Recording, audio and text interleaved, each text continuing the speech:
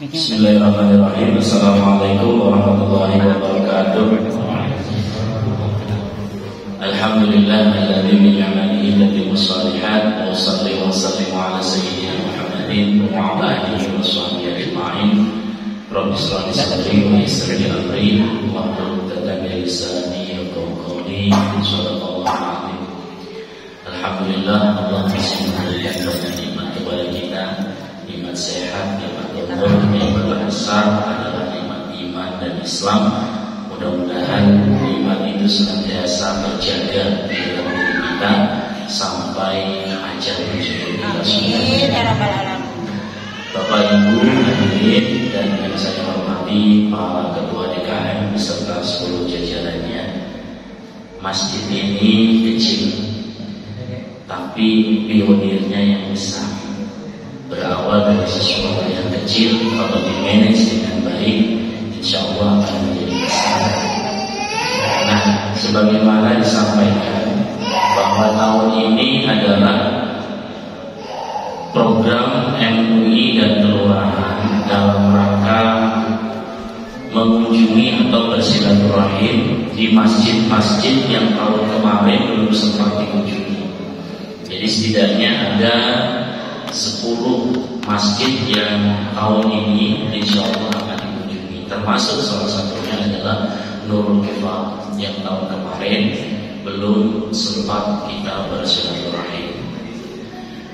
Maka oleh sebab itu mudah-mudahan momentum bulan suci Ramadan ini menjadi wadah untuk memperkuat ukhuwah Islamiyah kita.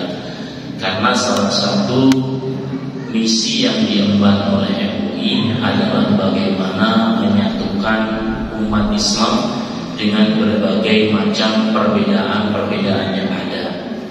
Dan momentum bulan suci Ramadan ini adalah waktu yang paling tepat bagi kita mempersamakan persepsi di dalam perbedaan-perbedaan yang ada.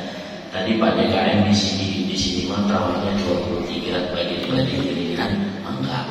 Lah MUI mah fleksibel bagi 11 maka bagi 11 maka bagi 4 kita juga enggak boleh aku. Nah, disitulah bagaimana kita menselaraskan diri atau menempatkan diri pada suatu posisi yang kita sama-sama nyaman dan sama-sama enak. Dan begitulah yang harusnya ditunjuk persatuan umat Islam dimanapun. Sehingga muncul istilah di mana bumi dipijak, di situ langit dijunjung, begitu kan?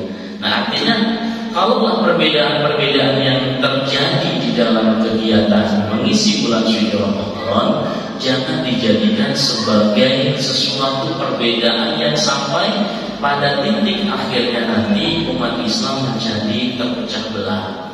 Kenapa sih harus melihat perbedaan-perbedaan yang ada? Kok kita tidak melihat pada posisi persamaan yang ada aja? Agamanya Islam, Al-Qurannya masih sama, ya kan?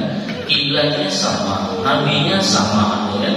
Semuanya terkait dengan masalah-masalah yang bersifat aqaid, akidah sama, kecuali pada masalah-masalah yang bersifat furu', permasalahan-permasalahan yang bersifat cabang.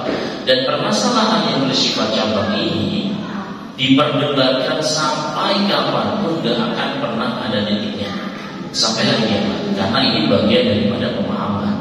Nah, setiap orang memiliki pemahaman bisa saja berbeda ketika menyikapi dalam sebuah ayat ataupun sebuah hadis.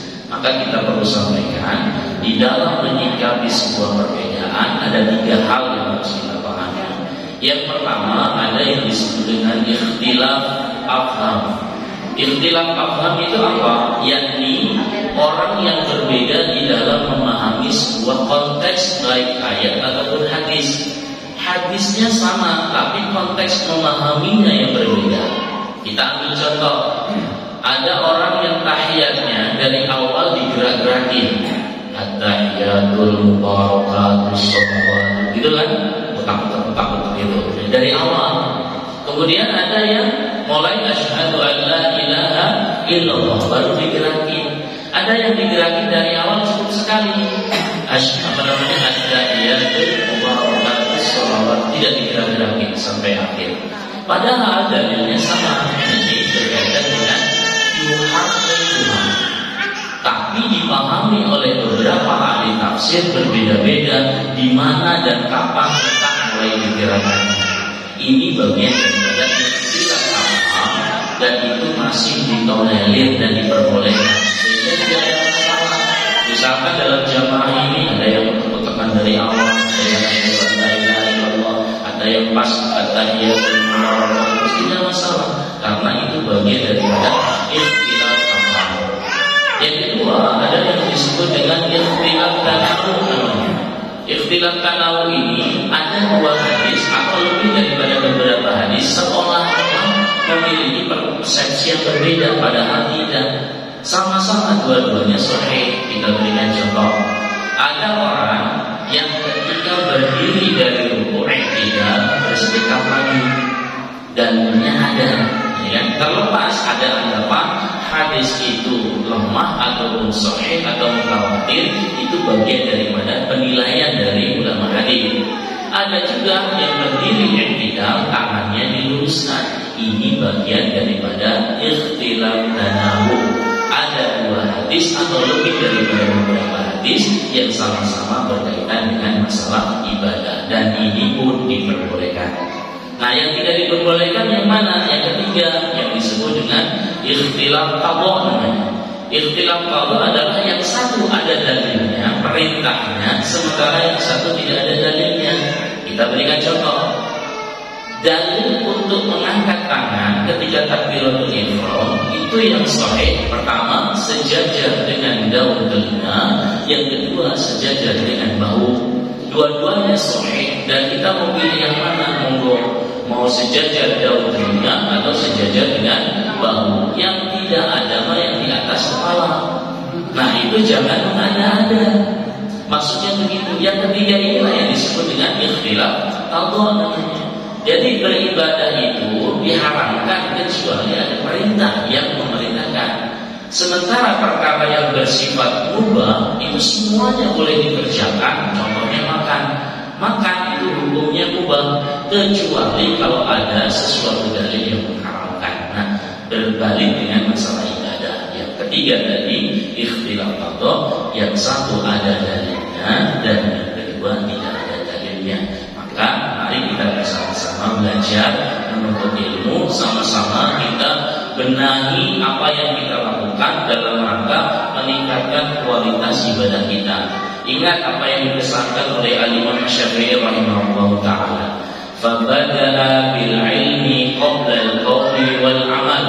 Awalilah oleh kalian itu ilmu sebelum berucap dan beramal. Berucap harus berdasarkan ilmu, beramal juga harus berdasarkan ilmu. Sehingga dengan dalil ini muncul istilah tidurnya orang yang berilmu itu lebih ditakuti setan daripada ibadahnya orang yang jahil, orang yang bodoh. Kenapa? Ibadahnya orang yang bodoh bisa dipastikan salah. Tapi kalau tidurnya orang yang berilmu karena dia menggunakan ilmu sebelum tidur, maka tidurnya dekat dengan Allah dan dijaga oleh para malaikat.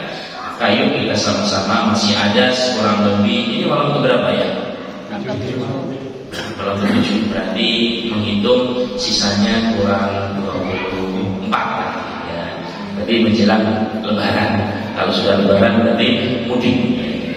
Baik, mudah-mudahan di sisa-sisa Ramadan yang akan datang kita bisa mengoptimalkan ibadah kita dalam rangka mendapatkan derajat takwa di sisi Allah Subhanahu wa taala sebagaimana yang disampaikan oleh Allah bahwa ibadah puasa menjadikan kita orang-orang yang la'allakum tattaqun. Amin ya Allah ya rabbal alamin.